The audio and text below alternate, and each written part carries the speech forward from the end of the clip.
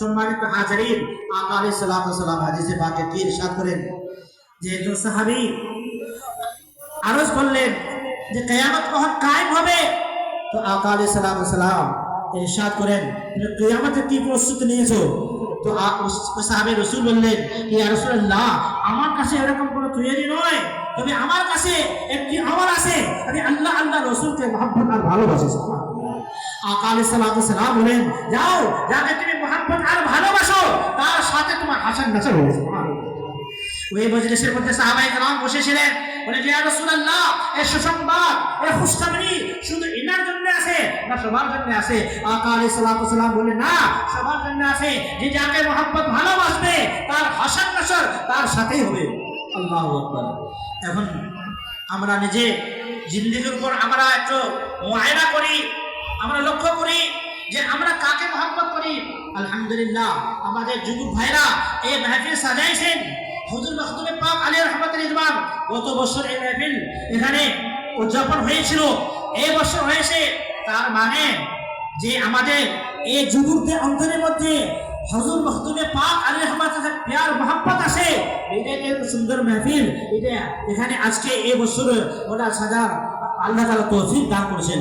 সম্মানিত হাজিরিন, আল্লাহ তাআলা দরবারে আমরা দোয়া করি যে আমাদের এই যুবক ভাইদের অন্তরের মধ্যে এই আউলিয়া কামিলিনের মহব্বত কায়েম আর দায়েম রাখুন। আমিন। সম্মানিত হাজিরিন, যে কথা আমি বলতেছিলাম, সাহাবায়ে কেরাম বলে, ইয়া রাসূলুল্লাহ, সেটা কি সবার জন্য? বলে হ্যাঁ, সবার জন্য। তো এখন আলহামদুলিল্লাহ আমরা আহলে সুন্নাত ওয়াল জামাত, আমরা যারা এখানে এসেছি, যারা আমরা আহলে সুন্নাত ওয়াল জামাতে অন্তর্ভুক্ত রয়েছি, আমরা হুজুর মখদুমে পাককে প্যার আর মহব্বত করি। আকা আলাইহিস সালাতু ওয়াস সালামের হাদিস শরীফের অনুযায়ী আমাদের হাসান নাসর ওনার সঙ্গ হবে। আমরা মহব্বত ভালোবাসি হযরতে খাজা গরিব নওয়াজ, হযরতে গৌসে আযম, আমাদের হাসান নাসর ইন আউলিয়া কামিলিনের সঙ্গ হবে। আর ইনারা কাকে মহব্বত করে? ইনারা মহব্বত করে ওনার প্রিয় মুর্শিদকে, উনি ওনার প্রিয় মুর্শিদকে। আর সবাই কোথায় চলে যাবে? আকা আলাইহিস সালাতু ওয়াস সালামের বারগাতে। তার মানে আমাদের হাসান নাসর কার সাথে হবে? আকা আলাইহিস সালাতু ওয়াস সালামের সঙ্গ হবে। কিন্তু আজকে যদি আমরা এই আসল মহব্বতকে বাদ দিয়ে আজকে এই দুনিয়া যারা ইসলামের দুশমন আছে তাদের মহব্বতের দাবি করি, তাহলে বোঝা যায় হাদিস শরীফের অনুযায়ী আমাদের হাসান নাসর ইনাদের সাথে হবে। আকা আলাইহিস সালাতু ওয়াস সালাম ইরশাদ করেন, মান তাশাব্বাহা বিকওমিন ফাহুয়া মিনহুম। যে ব্যক্তি যে কওমের মুশাবাহাত ইখতিয়ার করবে, সেই ব্যক্তি তার ওই কওম থেকে তাকে বোঝানো হবে। সম্মানিত হাজিরিন, আজকে আমরা মুসলমান, আমাদের চলাফেরা উঠা বসা মুসলমান দেখতে হবে। কিন্তু আজকে দেখা যাচ্ছে যে আমরা মুসলমান, কালমা পড়নেওয়ালা রাস্তাতে যাচ্ছে, কিন্তু বুঝে যাচ্ছে না এটা মুসলমান না আর অন্য কোনো ধর্মের লোক আছে।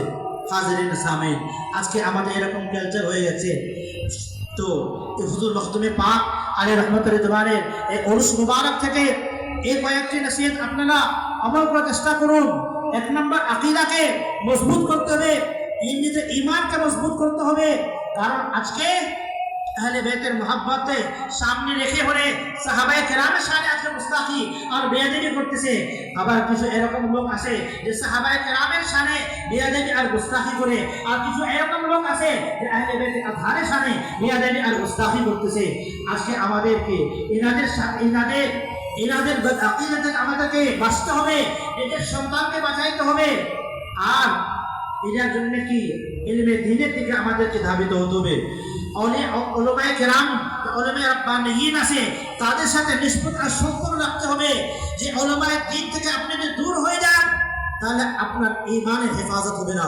সম্মানিত হাজিরিন, আজকে আপনাদের মনে এটা প্রশ্ন আসতে পারে যে কোরআন এক, হাদিস এক। যে কোরআন আমরা পড়তেছি তারাও কিন্তু এই কোরআন পড়তেছে, যে হাদিস আমরা পড়তেছি তারাও এটাতে, তবে পার্থক্য কেন হচ্ছে? তো কোরআন এক, হাদিস এক, কিন্তু পার্থক্য হচ্ছে যার কাছ থেকে ইলম গ্রহণ করা হচ্ছে তার কারণে। এই কোরআন আপনি একজন কাদিয়ানির কাছে যদি যান তো আপনাকে কাদিয়ানি বানাই দেবে। এই কোরআন যদি আপনি একজন রাফাজির কাছে যান তা আপনাকে রাফাজি বানাবে। একজন যদি খারজির কাছে এই কোরআন শিখতে যান তা আপনাকে খারজি বানাই দিবে। একজন মুস্তাখি রাসূলের কাছে তো গুস্তাখে রসুল বানাবে। আর এই কোরআনকে যদি একজন আশিকে রসুল আলিমে দ্বীনের কাছে যদি আপনি শিখতে যান, তো আশিকে রসুল আর আলিমে দ্বীন বানিয়ে দেবে।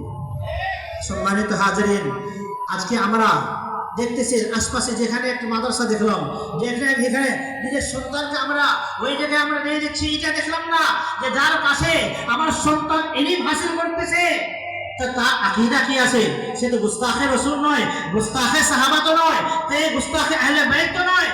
আজকে এগুলো আমরা যাচাই বাছাই না করে, যার কারণে আপনি মা বাবা সারা জীবন মিলাদ কিয়ামের পক্ষে, কিন্তু আপনার সন্তান যখন পড়াশোনা করে আসে বিদেশে ফতোয়া দিয়ে দিচ্ছে এরকম। সম্মানিত হাজিরিন, সব জায়গায় ইলম হাসিল, ইলমে দ্বীন পাওয়া যায় না, ইলমে দ্বীন পাওয়া যায় আলেমে দ্বীনের কাছে।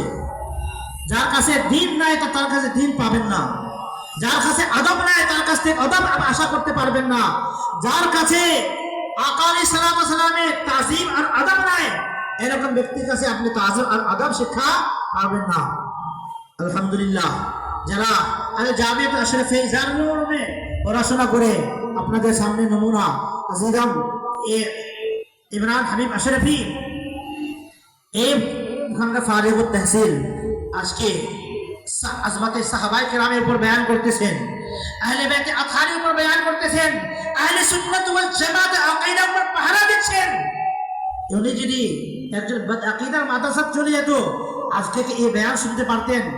আজকে উনি এরকম একটা প্রতিষ্ঠানে ইলমে দ্বীন যেখানে শিক্ষা দেওয়া হয় এরকম জায়গায় এসে পড়াশোনা করছে, আলহামদুলিল্লাহ আজকে আহলে সুন্নাত ওয়াল জামাতের আকীদা পাহারা দিচ্ছে। সুবহানাল্লাহ। যদি আপনারাও চান যে আপনার সন্তান আহলে সুন্নাত ওয়াল জামাতের আকীদার প্রচার করে, তাহলে সুন্নি প্রতিষ্ঠানে আপনাকে আপনার সন্তানকে দিতে হবে। আলহামদুলিল্লাহ, হুজুর শেখে আদম আলী রহমতুল রিদওয়ান এই বাংলার জমিনে আমাদেরকে অনেকগুলা নিয়ামত দিয়েছেন, তার মধ্যে সবচেয়ে আফজাল আর সবচেয়ে বড় যে নিয়ামত আছে ও নিয়ামতের নাম আল জামিয়াতুল আশরাফিয়া ইজহারুল উলুম।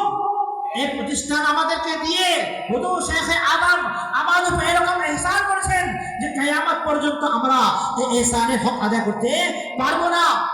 দেখেন হুজুর শেখে আদমের নিগাহি ওয়ালায়েত দেখেন যে এরকম আমাদেরকে একটা প্রতিষ্ঠান দিয়ে দিয়েছেন, যদি আমরা ওই প্রতিষ্ঠানের সাথে সম্পৃক্ত যদি থেকে থাকি তাহলে আমাদের ইমানের হেফাজত হবে, আমাদের আনেওয়ালা ইমানের হেফাজত হবে। সম্মানিত হাজিরিন,